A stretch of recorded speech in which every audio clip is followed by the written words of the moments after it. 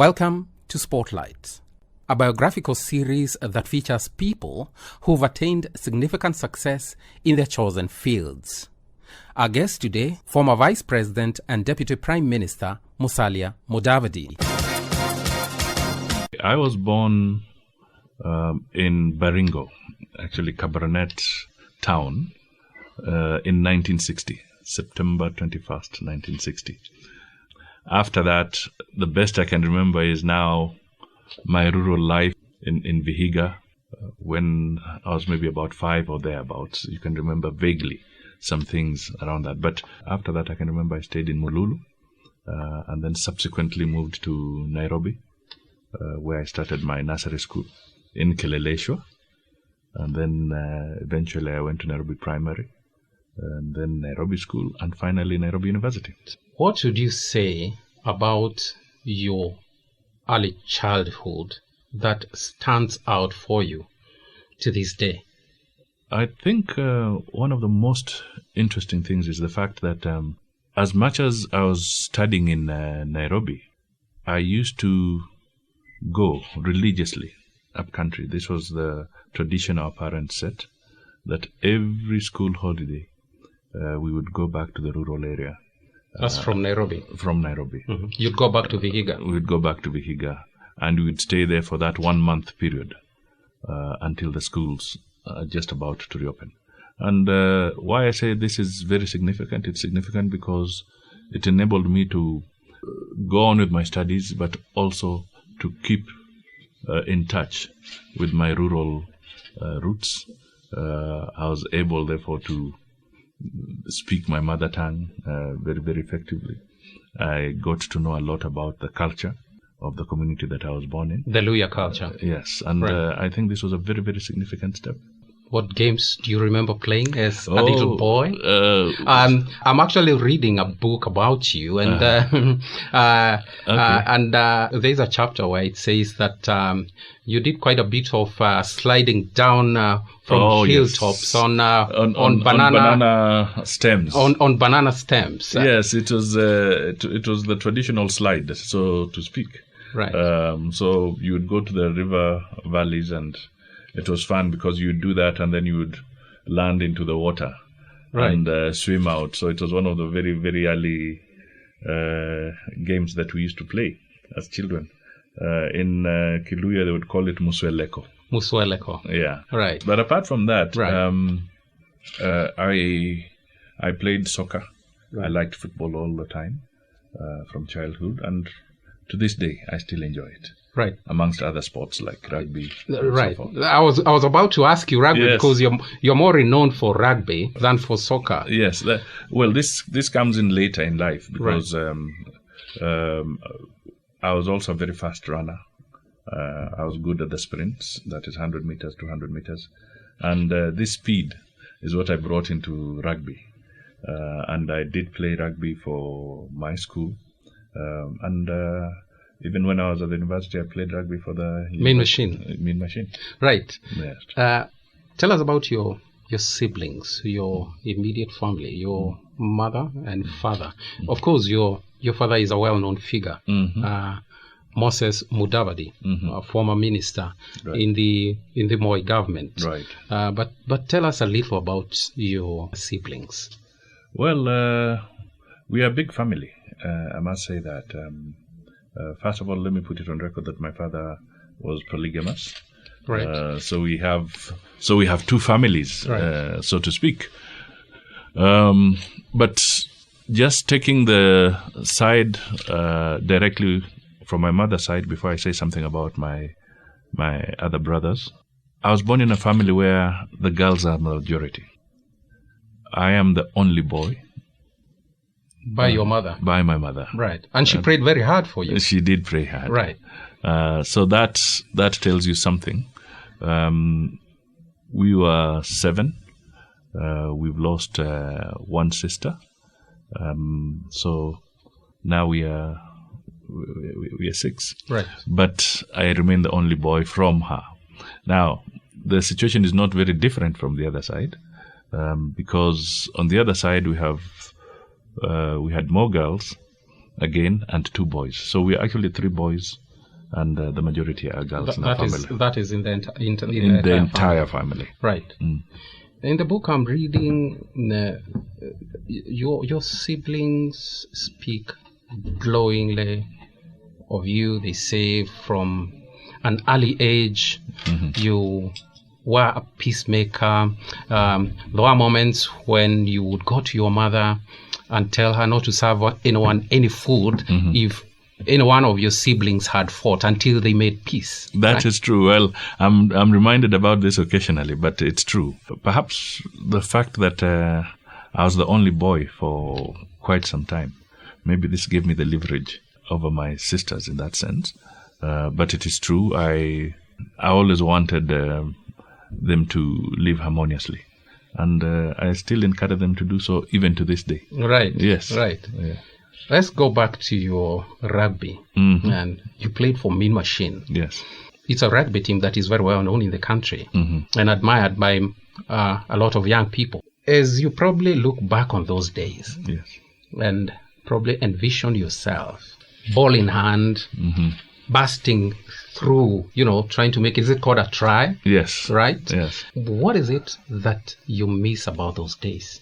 Well, I think you miss the youth. It was a moment when you are in your youth, and rugby was a very interesting thing because Mean Machine kind of demystified rugby. It was always seen as a Mzungu game. So one of the interesting things about the Mean Machine is that it was like a renaissance. Right. It brought in talent from all over the country, and then the Mean Machine would rise up to the occasion and beat established clubs like Impala, Harlequins, Nondis, which were largely dominated by the white people at that time, and beating them on the game was something that fair and square was something that gave the people a lot of confidence and satisfaction. And rugby became very attractive, and it has grown since, I must admit, because now you can get it being played whether you're in Kakamega, whether you're in Nakuru, whether you're in at the coast and so forth. Rugby is now being played all over. This is very, very good for our young people. But I remember those moments when the crowds are cheering and you are running through all these people, dodging them and getting to give a try. Right. It was beautiful. We'll come back to rugby. We'll come back to rugby, and we will want to look at the comparisons between rugby and politics. But let me ask you. Yes. Let me ask you. Yeah. How much would you say the kind of person you are today has to do with your early childhood? I think it has everything to do with it, because you see, in the formative days of any young child, the impressions that you come across, either from your parents, from your friends, from your environment, will normally have a very significant bearing on your life. And I would say that we grew up largely in a family where it was open. My father loved the extended family. My father always wanted to bring out the good in people. He would take in children of neighbors. He would take in sport talent in the community and want to support those people. So we grew up knowing that it is so important to be part and parcel of the greater society. And therefore, the whole issue of, say, arrogance or selfishness was something that we were not supposed to embrace whatsoever. Humility was supposed to be a very key issue. The need to support others, the need to help others, the need to work with other people and recognize that they exist were values that were always being brought out to us by our parents. Would you say, as a country, we have exploited that family unit, the kind of harmony that you just talked about within your family? as a building block for national unity and cohesion? Yes and no. I think perhaps it would be good for people to look at the whole family unit afresh and see how important it is. Because if families are strong and they're united and they're cohesive, you're likely to find a more cohesive nation. It means that perhaps even within the education curricula and so forth, the whole issue of family values may be something that perhaps needs to be revisited from a professional context of the people who create the curricula for our children in schools, because we are seeing a situation where people are becoming too detached from the others. We are also seeing a situation where there's a lot of indifference sometimes growing in our society. I mean, something is happening there, and everybody says, to hell with it, it's none of my business. There's this kind of thing that shows that people are becoming very individualistic. And it's an issue we can address by working towards encouraging the family unit. There's nothing wrong in... people might say that... what about the younger people who maybe prefer to stay single and so forth? Yes, they do sometimes want to do that, but it must also be seen in the context that how did they come into life themselves? They must have come in from a family, right? So it does not mean that you must create a family yourself to understand the need for family, but all I can say is that it is important that we send a message that the family is the pillar of our society. Do you think your fellow leaders and politicians understand family the way you do? I think, and appreciate its I think a good number of them, its importance. Some of them do. Right. Let's face it. Some of them do, and others are least bothered, which is unfortunate. I think we should always see the family as a major foundation, and the ones who don't look at it in that context, believe you me, end up being perhaps very nasty individuals, because they have become too individualistic, and they don't care if they trample on anybody else. But I don't think that is the society we want to live in. No doubt. Yeah. You talked about missing team spirit with regard to the game of rugby. Right. Do you see a lack of team spirit in the area of politics? Yes. There's a lack of team spirit. I mean, we are seeing what you would call a lot of individualistic approaches. And this must be combined. If you are to correlate it with or juxtapose it with sports, sports must nurture individual talent, but it must also nurture the team. The team. You can dribble and so forth, but you can play your rugby and sidestep. But somewhere along the line, you must realize that you have a teammate. And when you know that the opportunity is not right for you, pass the ball to your teammate who is in a better position to achieve the goal. Be selfless. Yes, be selfless. Thanks, that's the word. So in teamwork, that is what we need to see. What we may be seeing in some of our politics is too much of personalized approaches. Why do you suppose that is the case? I think perhaps it's a phase we may be going through. We are a fairly young democracy, and maybe people are beginning to feel that I must make an impression. What stunt can I pull to get the headline? What stunt can I pull for people to talk about me? So we need to ask ourselves, what values do we want the majority of the Kenyans to pursue? Bearing in mind that our society is largely a young society today. But when we are politicians, do we pull the right stance? When we fight in Parliament, are we showing the right thing? Because some people fight in Parliament and they go and brag about it outside. Right. Making it look like it was a heroic thing to do.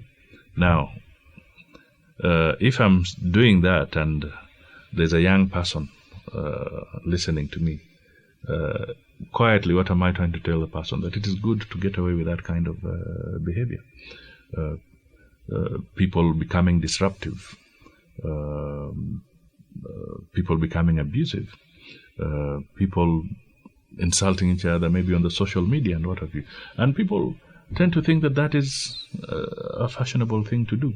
But in reality, is it? You're listening to Spotlight. Today, we're speaking with former Vice President and Deputy Prime Minister Musalia Mudavadi. Talk to us via Twitter at KBC English. The hashtag Spotlight Mudavadi. But let me ask you, Mheshimiwa. Yes. Because you said that people fight in Parliament and they go out to brag about it, or people insult each other and think that is heroic. Mm-hmm. What about the people themselves? Other than the leaders, our system of values, do we show outrage? Catch. Do we reject these kind of leaders? That's the catch. And to what extent do we contribute to that kind of behavior, that kind of culture among leaders? That's the catch. I mean, this is why I was saying, what are we planting into the minds of our society? Because if I'm a politician and I misbehave, I need to be rebuked. Let's take something that has become very famous in the parts of Western Kenya as an example, where at every funeral, people come and pull stands. They don't know who has died. They don't even care to know. They don't care to know. And then they push the pastor and the family that they want to make a statement. They make a statement that is completely unrelated to the bereaved family. And then immediately after that, they walk away. You remember at one time, people used to say, we don't want a culture of roadside pronouncements. If you're making policy statements, let's forget these roadside pronouncements, which they used to say that the Kanu government was very famous for. Right. Now, what is the difference between those roadside announcements that you rejected and this funeral side stance? Because some people try to bring policy at a funeral when it's completely detached. Now, if we don't not know when it is what is relevant for what, it is dangerous. It's like going into when the young boys go or the young girls go and sit into an exam and the question is very specific. Then instead of answering the question, they go into irrelevancies. Obviously, the next thing the examiner will say that child did not pass. And the child will wonder why. But he was being or she was being irrelevant and not answering the issues. So we must learn to address the issues. If you can learn to tell our children that this is what we want to do, and to the younger people, then they'll start getting the best. There used to be two politicians who have passed away now. One was called Dr. Zachary Onyonka. Right. A great economist. I had the privilege or the honor of being in Parliament at the same time that he was there. Former foreign minister. Former foreign minister, former minister for economic planning. And then there was also my good friend, the late David Mwenje. MP Embakasi. MP Embakasi. Now, two interesting things used to happen. If you go to the Hansard, you will see very, very interesting contributions made by Zachary Onyonka on what needs to be done or what needed to be done to improve the economy of this country. Then, on the other hand, while he's made a very important speech and statement and he's using the right platform, which is Parliament, then maybe Mwenje comes in and pulls a stunt, and then he's thrown out of the House. Then the headline becomes Mwenje, and the good contribution made by Onyonka on policy issues vanishes. Right. Now, so this became a culture where sometimes the good values which exist in many Kenyan people out there are usually given the back burner, and then the stunts are given the front page. That may be for reasons of selling or whatever, a paper or something like that. But there you are. What happens now? Who does that a younger generation Kenyan start looking at more. So we can work towards improving that. And if we improve that, I'm sure our economics will be better, our agriculture will be better. What I get as the subtext of your assertion is that you are blaming us, the media. You are saying that we run not with a story that has substance and that has value. We run with the one that is controversial, crude, and one that we think will sell. I'm not too far from the truth on some of the issues, all right? So what I'm trying to say is that to a certain extent, I think we all need to re-examine ourselves. We, the politicians who present the stunts, and the media that prefers to capture and run with the stunts. But what do you think is the role of the media in setting the right agenda for the country? It's so important. If they can set the right agenda, it would be so important. For instance, if they can tell us, look, on that one, you're completely lost. And sometimes they do so. And then they set the right pace. It helps. It does help. It starts getting people to behave differently. I mean, when we see, when they highlight a situation where a legislator tries to go and interfere with a roadblock, that I think is significant. Because from there onwards... It is significant or insignificant? Significant. Right. Because from there onwards, no other MP, for instance, or somebody in a certain position, will now want to go and behave in that manner. All right? So that becomes a positive side of it. You show how irresponsible it is not to follow the law and the procedure and to respect what is really the issue at hand. So those are some significant areas. But also there's equally the flip side, where sometimes people interpret it completely differently. Right. You and former President Mwai Kibaki have been described as the gentlemen of Kenyan politics. Do you consider this a compliment, considering the kind of politics we have in Kenya? I think it is. I think it's really saying that politics can be decent. Politics should not be seen as a profession for name calling, insults and so forth. So I think there's some truth in telling people that don't give politics a bad name all the time. There may be individuals who are notorious, but politics is part of life. Why do we have people going to college to study political science? Why do we have elections coming every 5 years in a country like ours? Because people must have that opportunity to express themselves, to lead. So politicians must not be portrayed as being the menace of society. So to a certain extent, if then I and Kibaki are regarded as being cut from a similar cloth, perhaps people may need to then understand that yes, you can go into politics and you can be decent in what you do, but articulate the issues. Does it then follow that you admire former President Mwai Kibaki's politics? I must say that I give him a lot of respect in terms of how he debated, especially on economic issues. He was always very, very